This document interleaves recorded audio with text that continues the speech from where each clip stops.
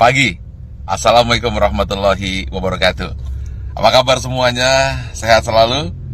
Oke, saat ini saya tiba-tiba ingin menambahkan yang ke-12.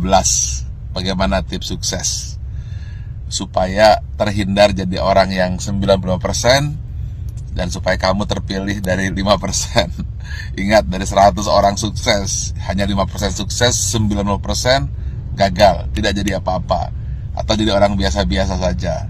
Nah, bagaimana supaya kita termasuk 5%?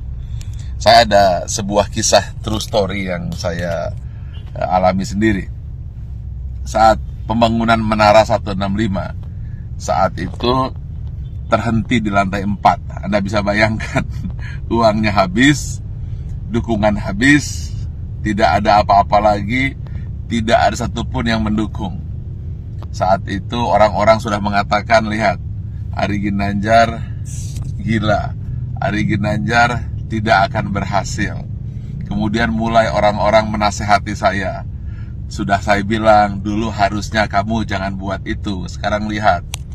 Dan kemudian teman-teman saya menjauh. Jangan dengan teman, bayangan pun lari untuk menjauh. Karena kalau dekat dengan saya akan sharing dan saya akan minta bantuan. Sehingga banyak sekali alumni SQ yang ketakutan dan pergi menjauh dan tidak mau membantu saat itu. Lalu tiba-tiba bapak saya bilang, dia manggil saya A. Coba sekarang lakukan ini. Apa itu? Saya tanya. Doakan saja semua orang yang ada di sekitarmu yang kamu lihat. Tukang bakso, supir bis, tukang sayur, orang-orang miskin, orang-orang susah. Siapa saja yang kamu lihat, kamu doakan. Lalu saya doakan. Saya tidak peduli. Pokoknya melihat orang saya doakan. Kalau melihat orang gemuk, saya doakan kurus. Yang kurus saya doakan gemuk. Orang yang miskin saya doakan jadi kaya. Orang yang kaya saya doakan jadi sejahtera. Orang yang sakit saya doakan sembuh. Pokoknya ngelihat apa saja saya doakan. Bahkan kucing lewat pun saya doakan dapat makan. Lalu tiba-tiba di sebelah kanan jalan saya menuju Menara 165 ada sebuah gedung yang nasibnya sama dengan saya. Hampir menjadi kuburan tua. Atau mungkin rongsokan batu dan besi. Setiap hari saya doakan.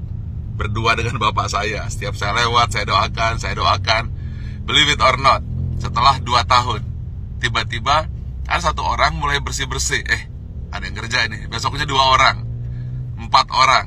Dan akhirnya mulai banyak orang kerja. Gedung yang milik orang yang saya tidak tahu siapa yang punya gedung itu, kemudian tiba-tiba selesai. Saat yang bersamaan, believe it or not, Menara 165 selesai, 25 lantai dan masjid di puncaknya, yang katanya menjadi masjid tertinggi nomor 2 di dunia. Nomor 1-nya saya tidak tahu ada di mana. Saya ingin sampaikan ini, bahwa kita harus senantiasa berpikir positif, senantiasa mendoakan orang lain, dan jangan berpikir negatif. Setiap melihat apa saja, doakan. Atau ketika melihat orang berdoa, aminkan.